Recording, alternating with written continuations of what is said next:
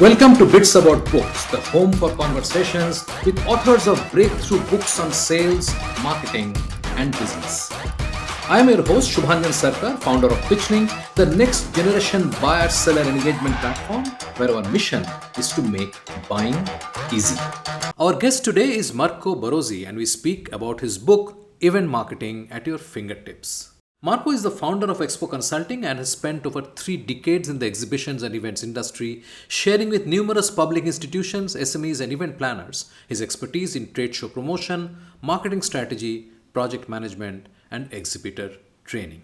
And exhibitions organizers, as I said at the beginning, I think sometimes and still, in my opinion, are still too much, focusing on the square meters, on the space, and not on the value of what they are giving. And obviously, as you can easily prove, I guess, and things are changing. I mean, because companies are not or do not want just to have a booth in a show. I mean, they want to have something value. I mean, they want to have an experience. They want to have, and especially still, they're talking about their obsession, which is the ROI, their ROI, and because they have their boss or they have their commercial director, comment to them and say, hey, what are the results of the show? Marco Barozzi is the founder of Expo Consulting with experience of over 3 decades in the exhibitions and events industry. His journey began with key roles in prestigious companies like the Blenheim Group, Miller Freeman, and Reed Exhibitions. Later, he founded Expo Consulting, helping organizations succeed in the complex and dynamic world of trade shows and events. Over the years, he has collaborated with numerous public institutions, SMEs, and event planners, sharing his expertise in trade show promotion, marketing strategy, project management, and exhibitor training. As the country manager of Fira Barcelona for the Italian market until 2022 and a faculty member of ICE and ITA, he mentored numerous businesses and individuals, helping them navigate the intricacies of the event marketing landscape. When not immersed in the world of events, Marco enjoys traveling, reading, listening to music, and spending quality time with family and friends. Marco says that these experiences inspires and fuels his curiosity for discovering new ideas and perspectives. Now, on to this insightful episode with Marco Barozzi.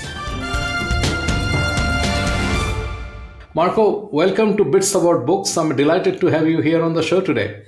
Yeah, Subhanyan, hi. Thank you for having me. Thank you. It's a delight because there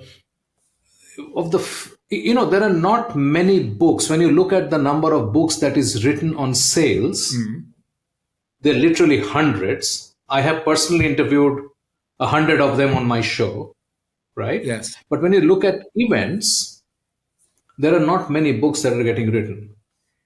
I have had some guests in the past, like Larry Kulawik, who has written 2 books on events, and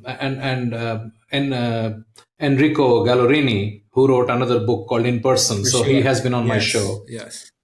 But the point is that the number of books are very few, and even fewer when you think of event marketing, right? So that's what excites me, that you are here and we are going to talk about it. Okay, that sounds very good. So before we actually start talking about how this book came about, tell us a little bit about your work so people get the context of who I'm speaking to and why I have invited you to my show. Okay. For those who do not know me, well, I think there are many, honestly. But, I've been working in the exhibitions and events industry for more than 30 years. I set up my company in 1997.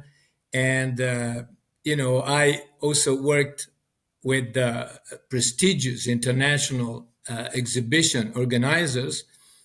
And obviously, when I started my job when I set up my company, the objective was to help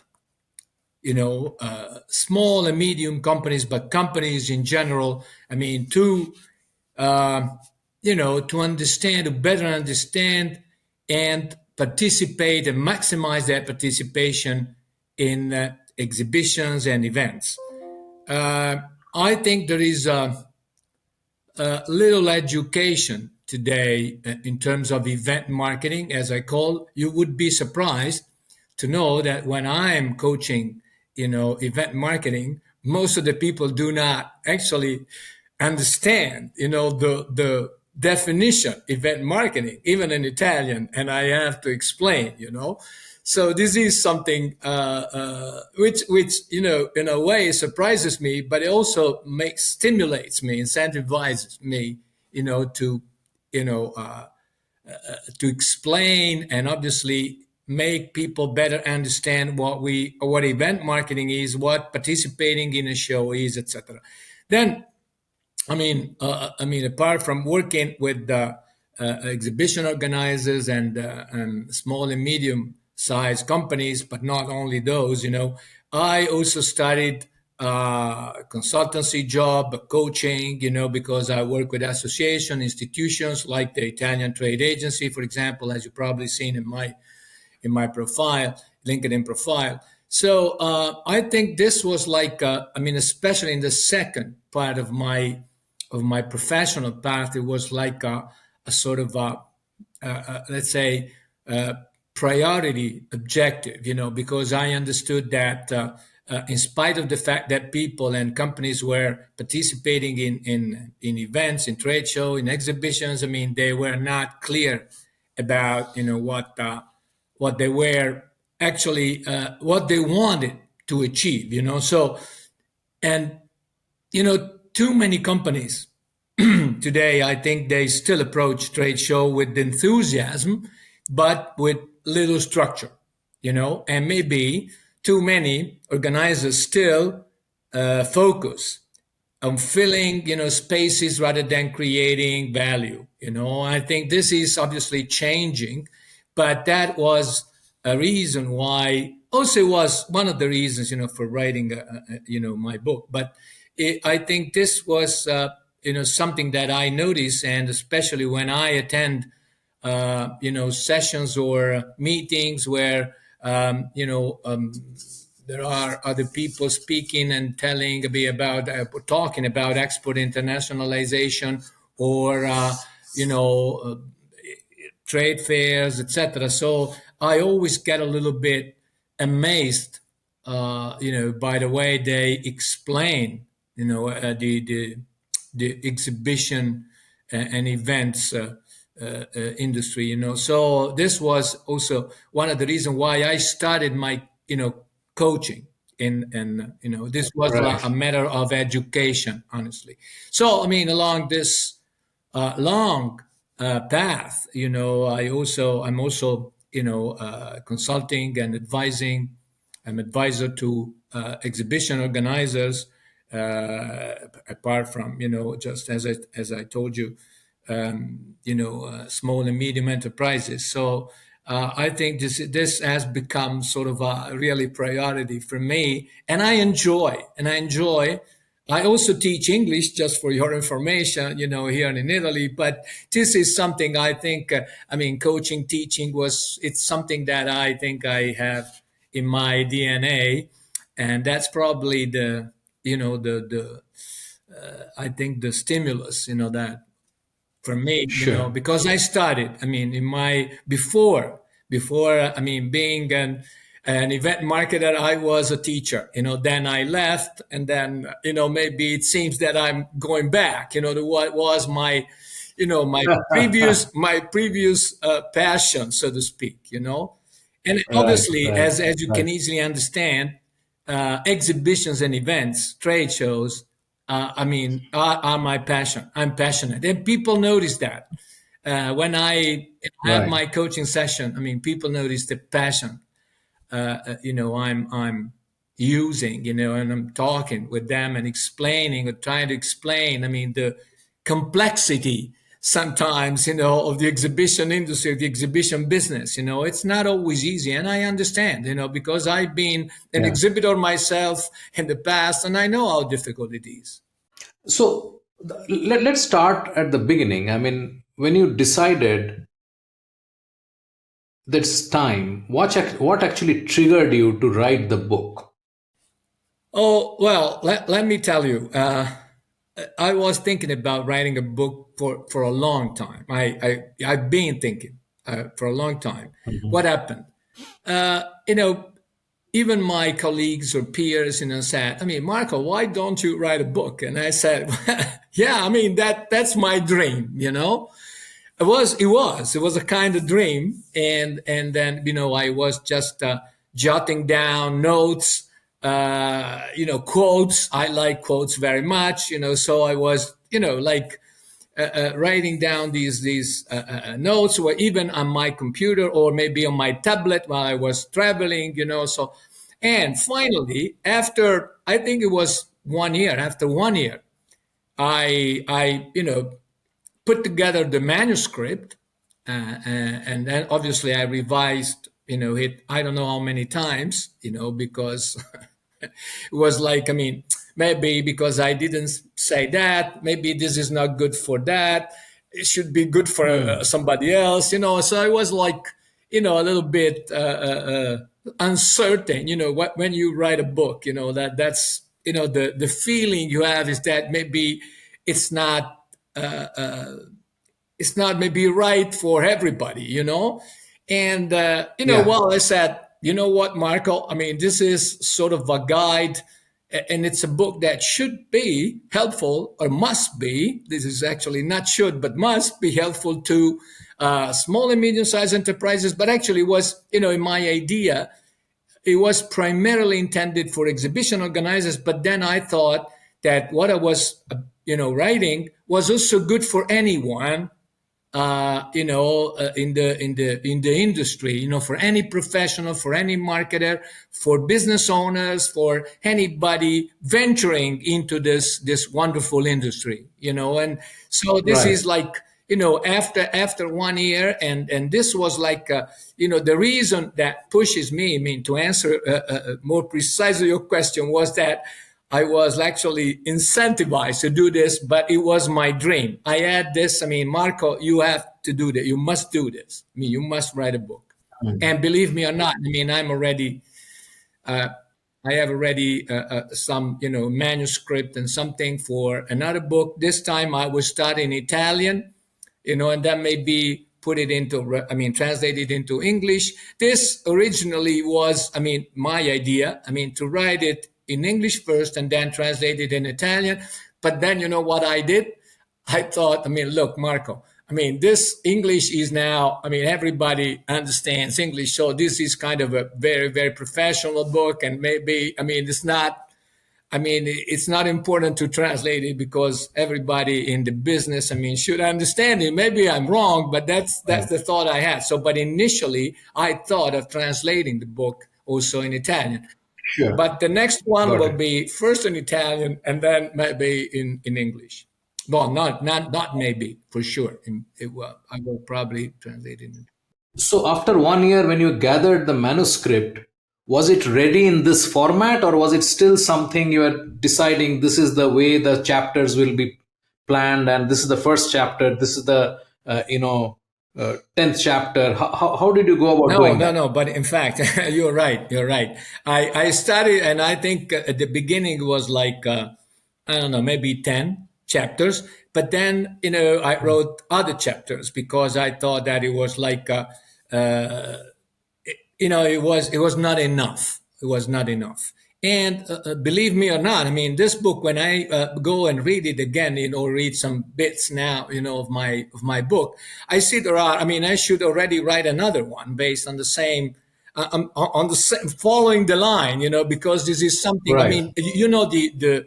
The exhibition industry, the evolution is so fast.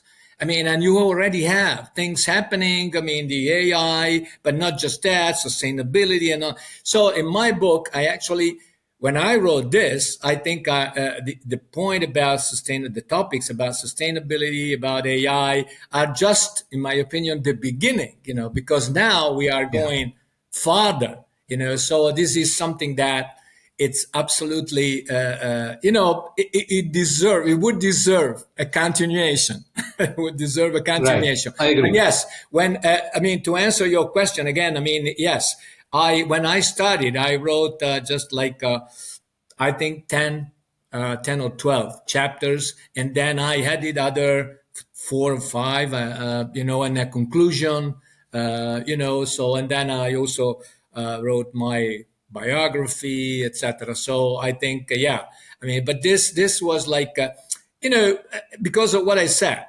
Because I was, feeling that something was missing, and I said, okay, Right. I talked about this. I'm writing about this. How about that? I did not mention that. I didn't mention AI.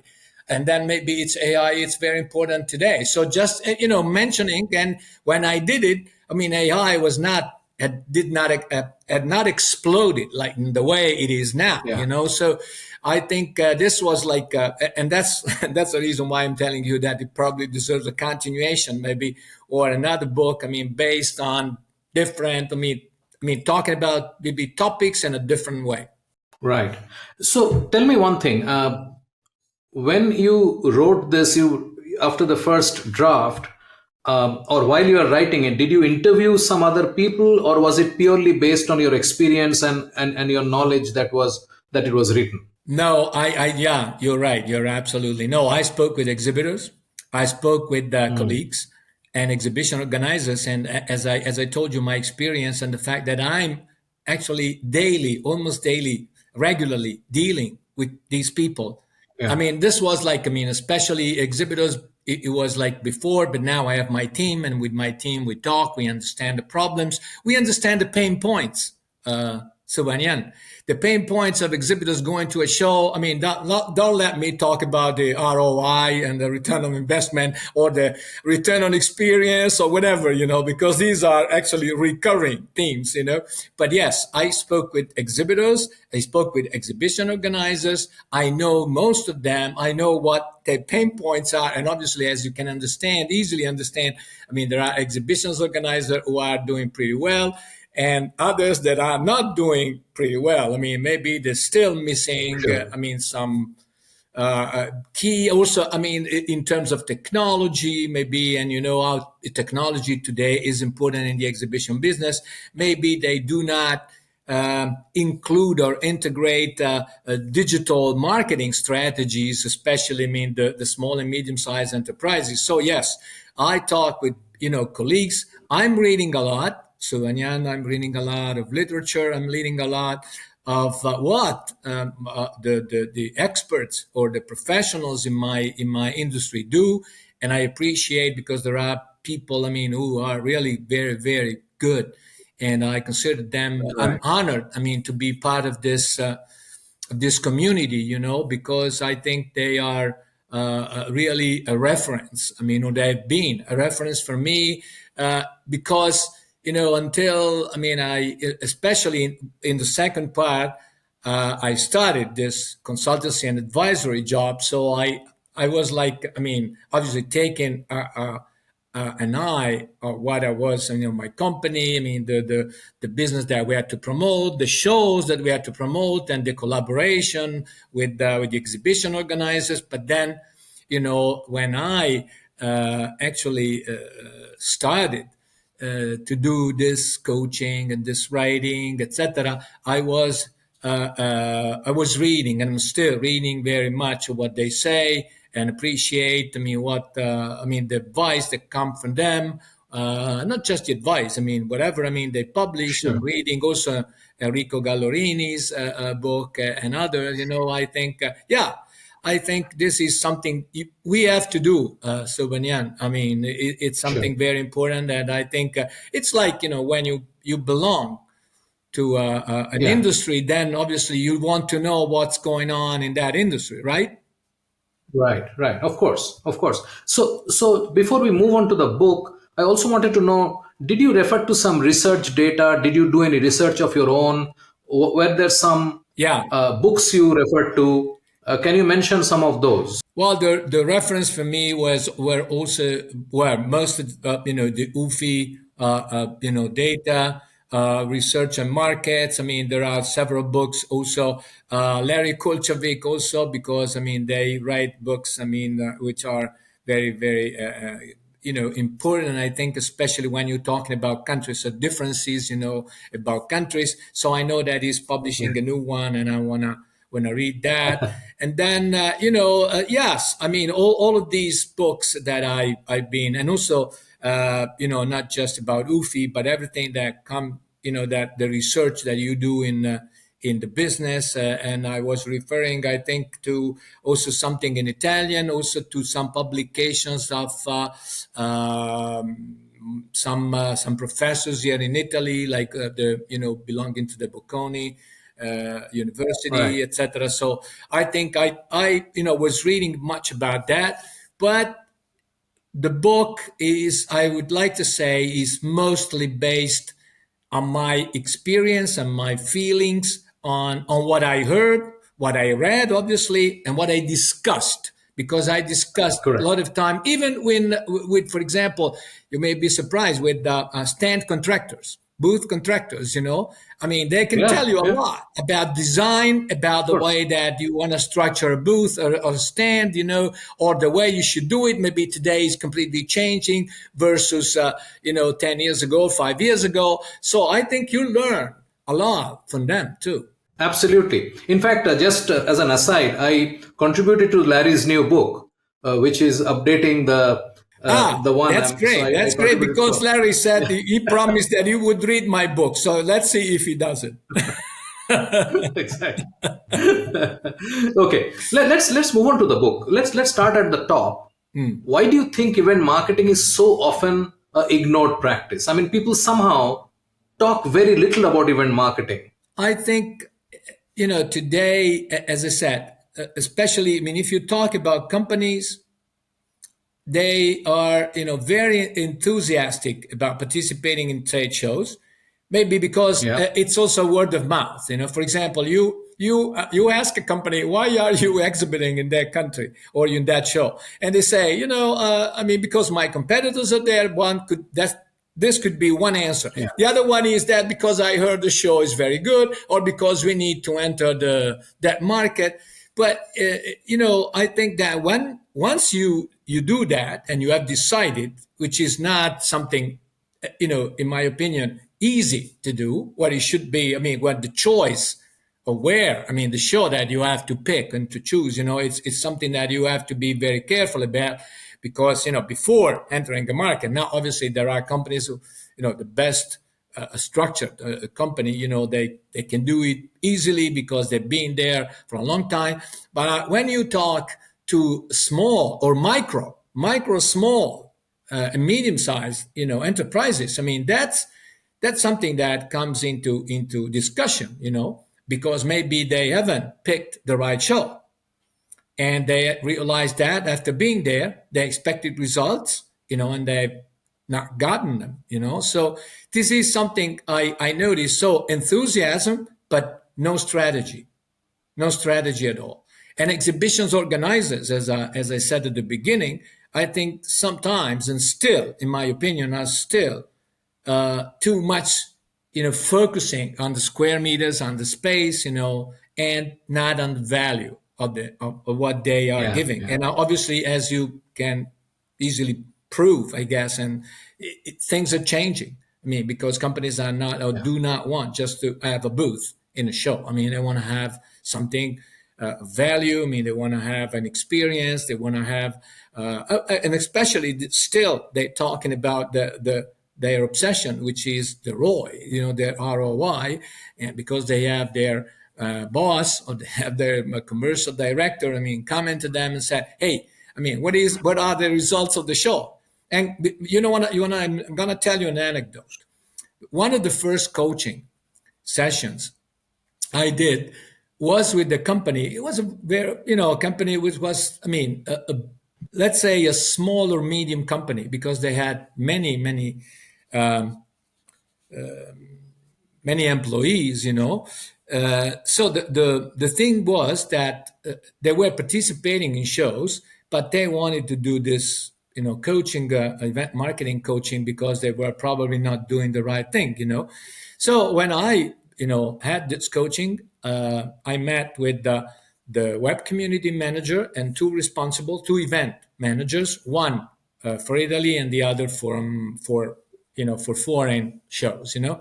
And they were telling me that their obsession was ROI, because at the end of each show, the manager or the CEO came to them and asked, and especially guess the web community manager, who had to, report all the clicks and the conversion rates, when this was like at the beginning, very, very difficult. I'm talking about, many years ago. And so, but one of the things I said, because you're telling me you're obsessed by, you're obsessed with ROI. But okay, let me understand. When you go to a trade show, to an exhibition, do you set or fix objectives? And he said, no. And I said, listen, how can you prove or give, information about ROI if you don't set objectives? And he said, well, yeah. They realized, that this was like something that was absolutely, they didn't think about it. And obviously the social media manager, web community manager said, it was difficult for her to prove, about, the clicks and the click-through rates, et cetera, et cetera. And so I said, well, you have to clearly explain it to your management. That's very easy. It's not sad that all the clicks, that you do in the show, can convert in 2 days or 3 days. Maybe you can have that a client, becoming a client after 6 months. So this is something that you have to explain. So just to give you an idea of the fact that, and still today, when we talk about objectives, when we talk about follow-up, you can still, believe that, there are companies who do not follow up after the show. They just leave everything there, the context, and forget, or maybe do that after a week, 2 weeks, or 3 weeks, which means obviously they probably lost opportunities, And so this was just an anecdote to Yeah. make you understand what's going on. And sometimes even with the exhibitions organizers, when I was talking with them, they were explaining their strategy to me. I said, well, are you sure? This is, the right thing to do about this campaign. Have you considered this and that? Have you considered social media? There are still, believe me or not, Subanian, there are still companies and exhibition organizers who do not use social media marketing very, very much, which means they are, again, losing opportunities because, they're not, and maybe also their newsletters, if they want to, for example, increase their foreign participation, they're not getting to the right desk. And so now, obviously, then one of the other things I'm doing, for your information, because I didn't mention it at the beginning, is setting up international sales network for exhibition organizers. Okay, this means that I'm recruiting. My job, sometimes has been that, or is that of recruiting agents or partners. Let's say I like the word partner better. To promote the shows in. For exhibition organizers in certain country or in a country, depending, what their requirements are. So, and also this is another point, because I think collaboration today is, absolutely important. And most of the times I understand that because of the fact that maybe they are not, or they haven't been doing this. They're doing actually nothing, so you have to tell them how, or explain what is the potential behind that. If you have somebody in a specific country that you, want to target, you can use the local expertise and experience, to promote your show. obviously, I mean, Yeah. the big organizers are obviously well structured, and you have this very good international sales network, they're using, but not it doesn't not happen at all levels, and you have minor exhibition organizers who are not actually structured uh, Right. so well, So that's also something that I'm thinking about also for writing another book. So before we actually move on, I have questions for you on the book, but I want to quickly touch upon this point you just mentioned about people not following up. Yes. And this is not, you are not the first person who told me this. I have spoken to many people who have repeated this point that nearly 70% of exhibitors never follow up, or follow up too late, or follow up too generically. Yes. Uh, Yes. and I, when I'm trying to talk to exhibitors also, I somehow feel that they they don't have a good answer, but they don't even know that they don't do it. What is actually going on? Well, that I don't know, man. Yeah, like you, I'm very very much surprised, honestly. I One Hmm. of the things. Well, first of all, I mean, there was actually recently a post by one of my colleagues and friends, Al Mercuro, and about this, and I Hmm. think the rate he mentioned, are correct. Well, I would also say that it depends on the region. It depends on the market. I mean, maybe they're not so high. Maybe in America or in the US are high, but in other countries maybe are not so high. Depending, maybe in Germany, I'm sure that they are, lower. That than the and I think I also wrote about that. I responded or I commented on his post. The fact, well, when you ask me what's happening, I think one of the reasons is first of all that when a company or company staff, they go back to the office, either it's, I mean, they leave this to somebody to do it, or maybe I don't know if it's another person has not been in the show, or maybe an external organization agency. I mean, you have to do follow up. But this is something I really do not understand, because in my coaching session I obviously explained the importance of following up, and honestly, based on the feedback I have in Italy, apparently, companies are doing that. I mean, not following up, but I don't know now the statistics. I mean, I can't give you a correct figure about the follow Right. up, but I think there's still companies who are not doing that, and I think one of the most important reason is probably because they leave it to somebody maybe who's not Hmm. is being instructed. Also, that's another point. It was not being fully instructed about what she or he has to do. That, or the Right. importance of the follow up, because following up is not just sorry, sending an email. It's Right. just that Yeah. you have to contact and sending an email. Maybe you can send a giveaway, a nice object, maybe with your with a maybe letter, handwritten, for example. But it's something that you have to do, and you don't have to waste time, because I mean, I know, Yeah. for example, companies that do this during the show or soon after, as I most of the time advise. I mean, you shouldn't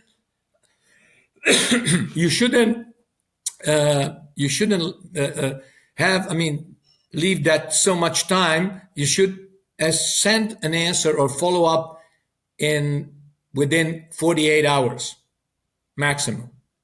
48 hours. Right. But I mean, not everybody does that. I mean, the most technological ones, they do this when the client has left their stand. Maybe they can say thank you for visiting us, etc., etc. So I think, I mean, they're different, but obviously, especially the small and micro small companies, I mean, they still struggle with that. Right. Right. Let's go back to the book. I mean, you have written two chapters. Uh, one focusing on crafting the event concept, and the other focusing on identifying the target audience, right? What is more critical? Is it the concept and the content, or first identifying the audience? Both.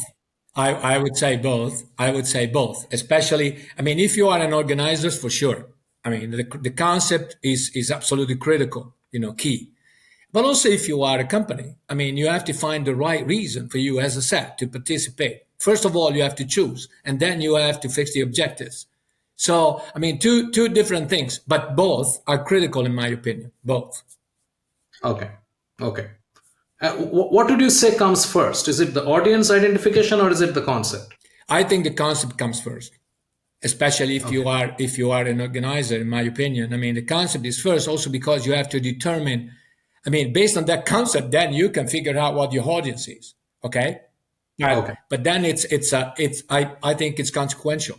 I mean, it's the Right. second step that you have to do. But the concept, especially if you, I mean, wanna run a show. I mean, that's very important. I mean, what is the concept of the show, and why? And why am I? Well, that's a good question. I mean, I sometimes I ask the companies, exhibition organizers, for example. The other day, I remember I asked a project manager, "What is the why of your show?"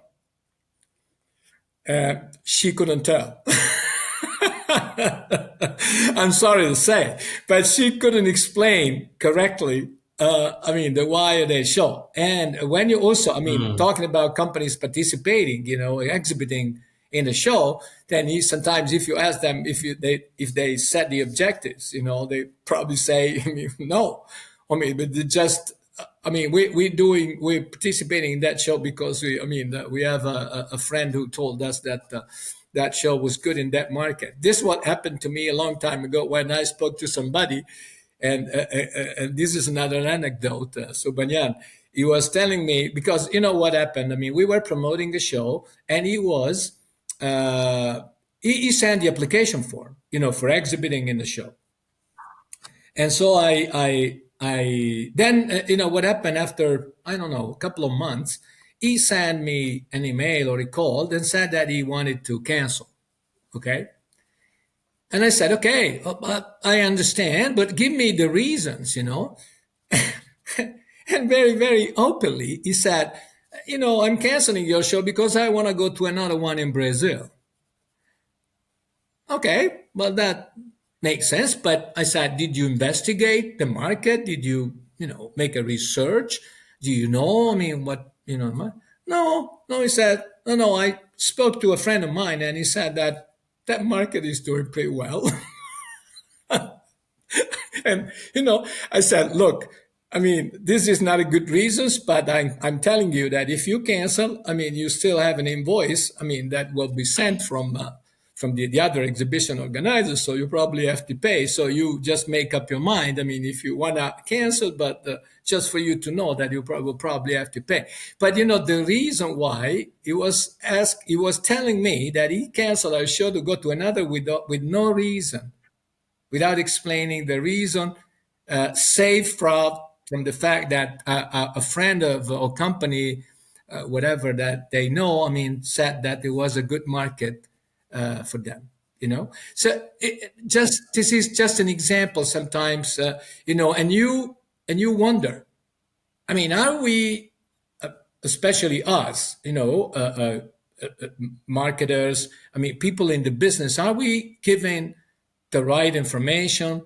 Are we providing the good advice to them? And sometimes, I'm still wondering. Sometimes maybe it's also our fault, and I insist on the fact that companies are lacking education in the exhibition industry. And I notice, this is good to know, that exhibitions organizers are now more and more, thinking and planning exhibitors' education for their shows. So Right. this is good news. It's time for a short break. Stay with us. After the break, Every show, every trade fair, every exhibition should have a business match platform. Okay, and I understand sometimes exhibitors have problems in using that platform, and maybe you have to give them some assistance or support them in order to make them understand.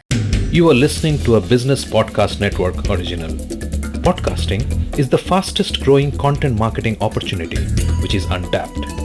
We can help you craft your audio strategy and help leverage the wide reach and easy streaming capability that the smartphone penetration provides.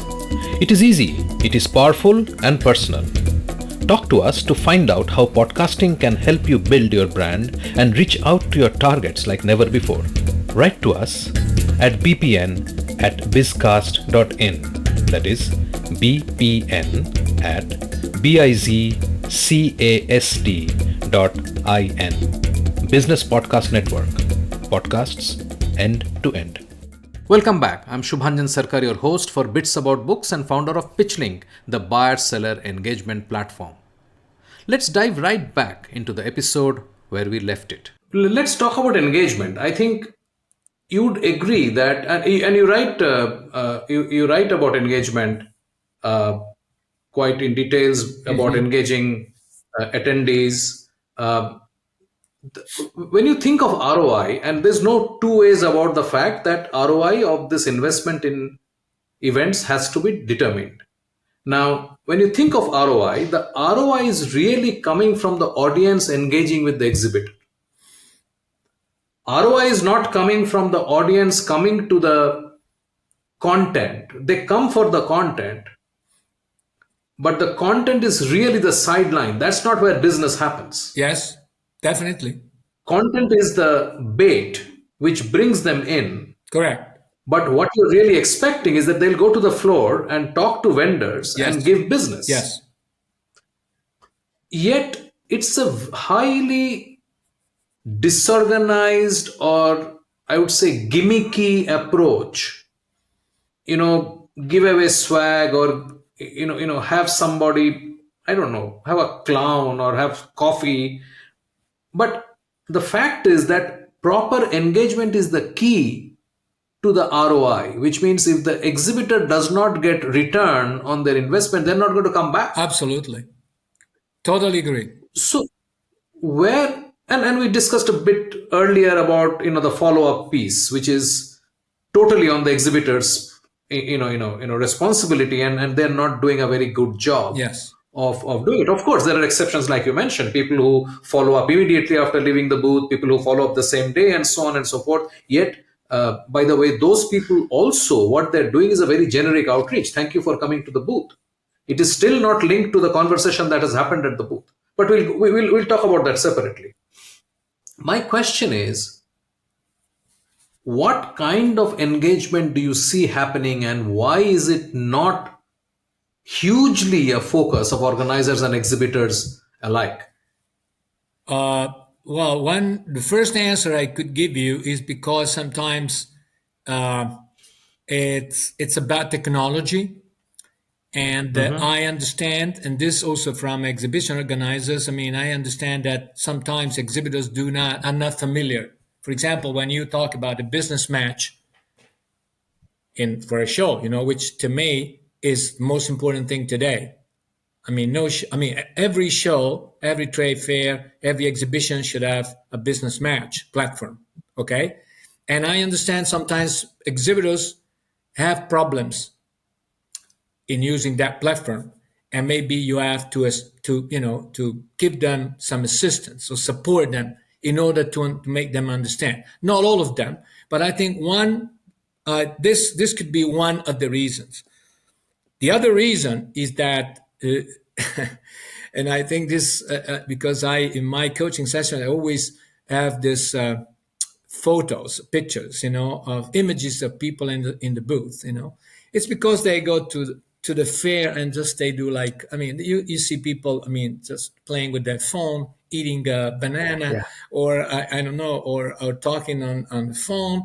And this, they do that without caring about people passing by, So my question is, and I have, in one of my coaching sessions, I use a very, very clear image of two people in the booth.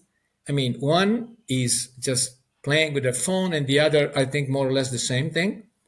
And I also wrote a sentence there that this is not the way. I mean, this is the attention you give and receive, meaning that you have no attention. And that's probably one of the issues, because if you don't pay attention, I mean, today, and I guess you know this, there are agencies who can, help you, support you for, in creating the engagement, just, I mean, you have somebody in the booth or outside.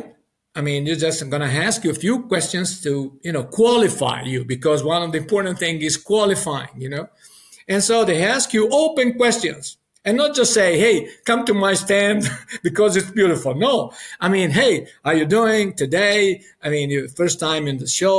What do you think about this event? I mean, et cetera, so that introduce, and then you can, talk about the company, show them, I mean, whatever you want to show them, but this is something, and it's a very, very, very, how should I say,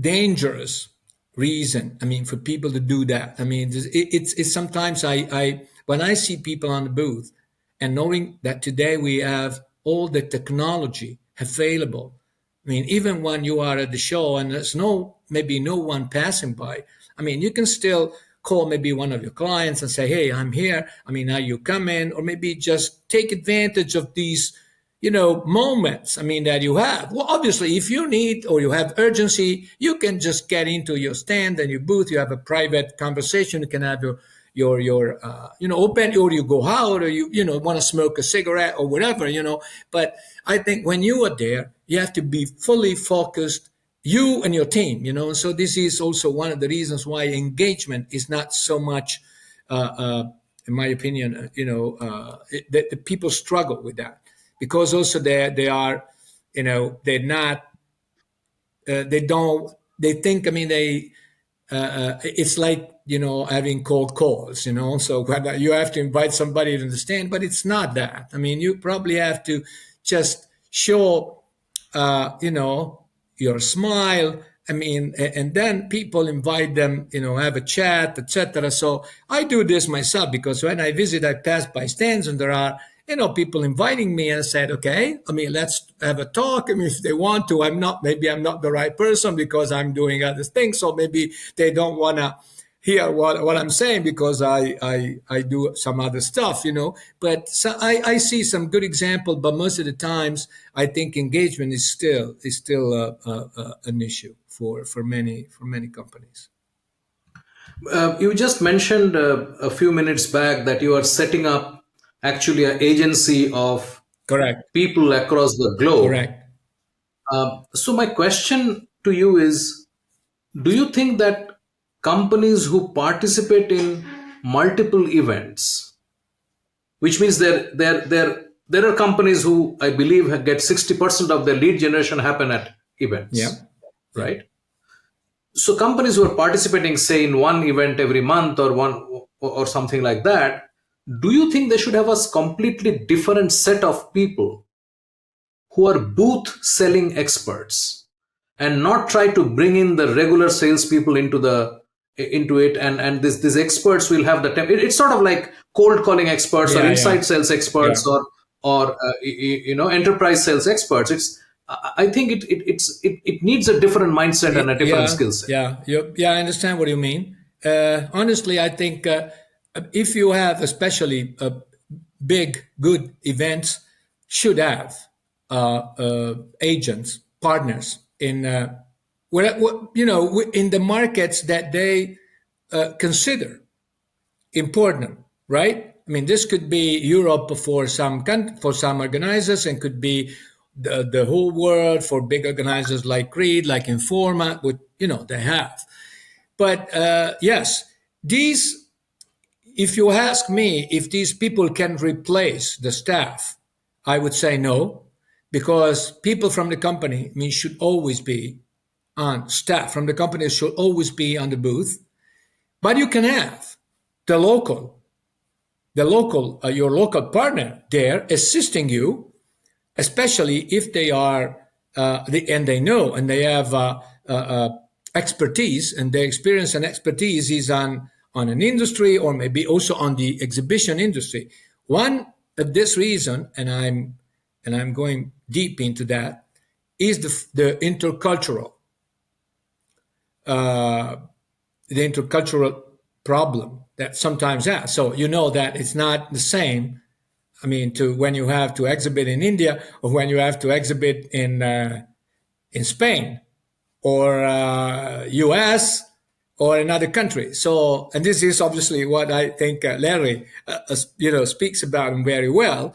So I think if you have somebody and a partner, in this case, the agent, I mean, apart from promoting your show, from selling your show, promoting your show, it can also be a partner you can have, or you can ask him to be on the booth with you. I mean, if you are, participating in, and if that in his country, and if he's there, or maybe you can invite your partners to join in that opportunity, or distributors or whatever. I mean, there are companies, many companies who have their own distributor, and either they arrange the participation or they are, attending the show when the staff of the company is there. So I think this is also very important. And what I was referring before is that you have, I mean, this also agency who can support you about engagement, so they can come and, and they are, they have the ability, I mean, to invite people to your booth or to engage them and to qualify them. One of the most important things today, I think, is qualifying. And if you are not able to qualify, you can do that through technology. Maybe it's not enough, but when you are at the show, how can you qualify somebody who's just curious about your product or somebody who's really interested in your product? And so that's something you can use your partner, you can use an agency, you can use your staff, but then you have to provide them with the right instructions, because sometimes I think this is important to align the staff and the team who's going to be in the show to what they have to do during the show, before, during, and after. Right, right. What role do you think technology is going to play? I mean, of course, there's a lot of technology around today. There is a lot happening around AI. I mean, most of it is not really AI, but we can talk about that separately. Most of it is essentially decision-based trees, which I mean have been existing for the last 40 years. Yes, true. So but basically, what is your sort of take on, because you did write a chapter on harnessing technology in event. No, I guess today, and this is also part of what I'm talking in my coaching session. I think AI is becoming fundamental. Well, let me just tell you, not just in our professional life, also in our personal life. Somebody I know, people who are using AI, I mean, to plan their trip, their holiday trip. So I mean, this is becoming like a sort of something really usual. AI, I think it's good, and it serves both the organizer and the exhibitor. Yes, and the attendee, Right. and the attendee, and all the stakeholders. Honestly, today, I mean, I see more and more exhibition organizers are implementing AI. I also have to tell you that I read that AI is not well used by professionals, at least. I mean, there's one, I think, or 2 out of 10 who are using AI properly. And so I think there's still, steps that we have to make. But at the same time, I think it's going to help a lot the industry, especially if you use it and you learn to use it properly. So I guess in this, I think that you obviously, I understand there are small, also medium-sized companies who are still reluctant, to adopt AI, because then, I mean, they can maybe see that the employees can, use it for other purposes or whatever, but I think you should have an enterprise oriented AI, evolution, so that everybody is aware and can use the AI, which is gonna, help you and make your work more agile. You can just send a newsletter, you can automate newsletter without just being there spending 2 hours, writing a newsletter. Maybe you just prepare it and then AI can take care of that. So I think, but we're still I see companies are still doing very, very, they're still very, very proactively using it, and others who are still a little bit lagging, about AI, especially the micro and small enterprises. But there is a lot more attention, and there are a lot more courses about AI today. I did some of them because we did as a company, because we want to understand better how these dynamics work and how AI works, and how we can use it better, not just for sending an email, which is to me absolutely nothing, but for our work. So okay, sometimes when you use AI, I also think about for example, how can AI refine my concept or my show concept, let's say, because I have an idea. Okay, let's see, is this idea a good one, or what do you think? And then you ask, and then you can understand, and it can give you some inputs that you can then use for improving your work. Right, right, of course. So what do you say? What is the future of event marketing? Where is it headed? That's a very, very good question. I wouldn't say $100 million dollar question, but no, event marketing. I believe in event marketing. I think it remains fundamental for everybody who wants to to be and maximize their work in the exhibition industry. Okay, event marketing. Well, there are, I don't know. It's something that sometimes I see. I see and read and have quotes like these big guys like Seth Godin and all these people. And I think event marketing is actually something that we need to address the needs and the strategic approach of companies, for their show participation, for their show concepts, for running a show. I think everything, is related to event marketing. Event marketing is not just for me or for you. It's for everybody who are actually professionals and business owners who want to, leverage, I would say, the full potential of events or trade show to grow their visibility, their leads, and their partnerships. So I think this is something I still believe it will get, and hope it will get better in the future. Right. Thanks, not just to me, because I'm just one small piece, but all the other peers and colleagues who are talking about event marketing around the world. And I think this is this industry is something which is going to be surprising, even more surprising in the future, in my opinion. You conclude the book about recommending a few things, like for instance,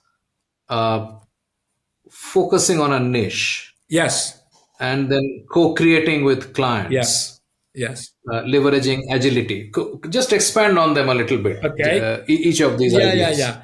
I think this the niche. The niche is something that is kind of visible today. Several organizers are running niche events. Niche events. Why are they important? Because they are taking place in a specific region. Because they maybe organizers, or you have clones also today, but niche events, verticals, that's the way we call it.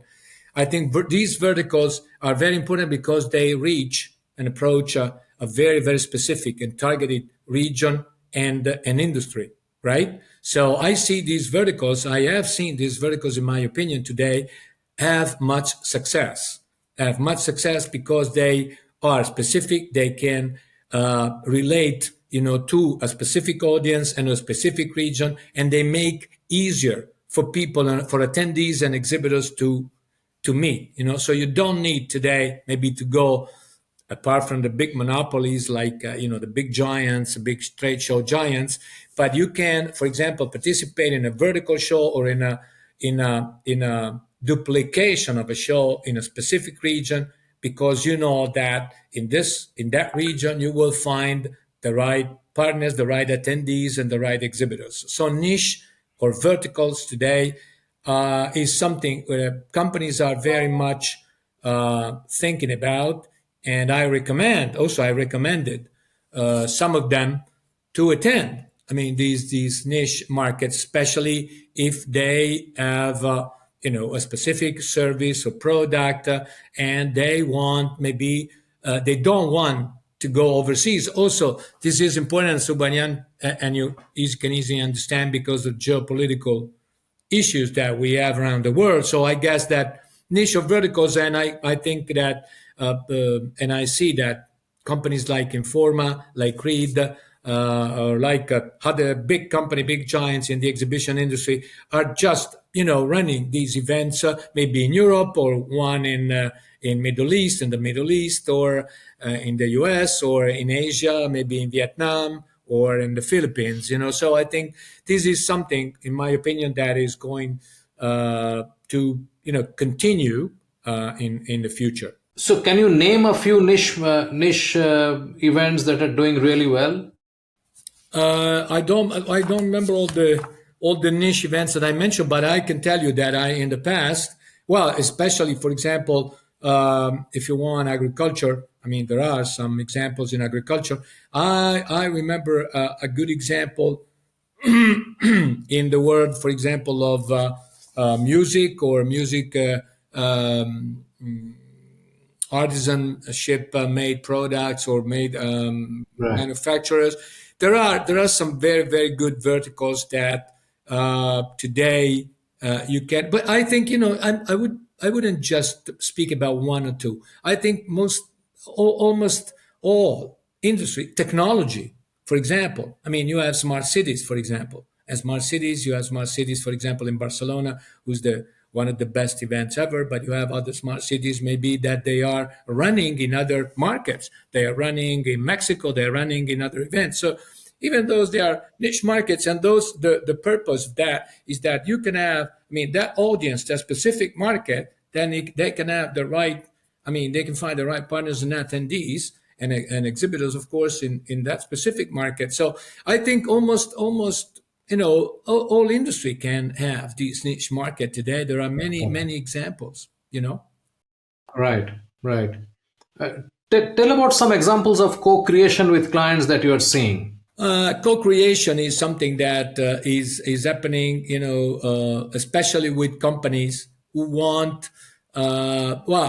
Especially companies, I'm talking about participation, and I think that when I say that, I think that exhibitors, I mean, and exhibitor organizers and exhibitors should be, going together. I mean, when we talk about co-creation, yeah. So the exhibitor doesn't just become an exhibitor. He's a partner, and he understands, and the exhibitor understands what the needs of the exhibitor are. So then I'm talking about co-creation. So, for example, we talk with exhibitors most of the time, for example, to invite them to tell us if they want to meet specific buyers or visitors to their show, And this is an advice that we provide the organizer with, maybe because company X told us that they would like to see this buyer coming from, if you don't have it in your list of invites, maybe it's worth adding it. So the co-creation value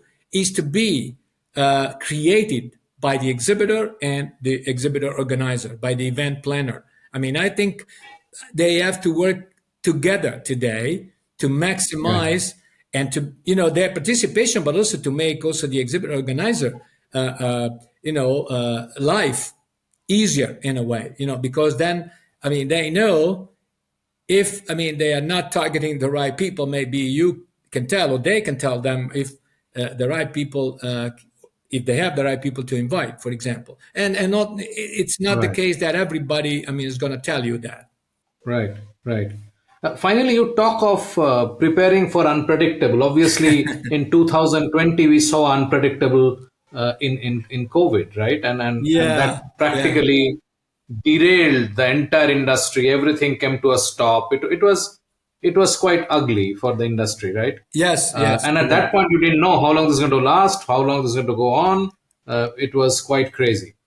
Um, how does one prepare for black swan events? I That's a mean, good question again. by definition, you can't prepare for it. That's a good question again, and I don't want to be too pessimistic about this, because I think Right. one of the good things about the exhibition industry is, and I guess you know that, is its resilience. So the exhibition industry, exhibition and events industry is being able to overcome the COVID, the recession, the pandemic, and also, and I think it's going to be, and the internet, you remember, I mean, the where, false, people, I mean, clairvoyants, I would call them, I mean, prophetizing that, I mean, the exhibition industry would actually definitely decline with the appearance of the internet, and so the resilience. And I actually, what I mention is because of the book I read, the Black Swan, by Nicholas Nassim Taleb, and I think it was very good, because when you think about that, you can also imagine that, anything like the COVID can happen. So if something like that happens, so what we're gonna do? We're probably gonna turn again to virtual or to hybrid, which is something, as you know, which is here to stay because hybrid now is here to stay. So what I say when I say that is obviously.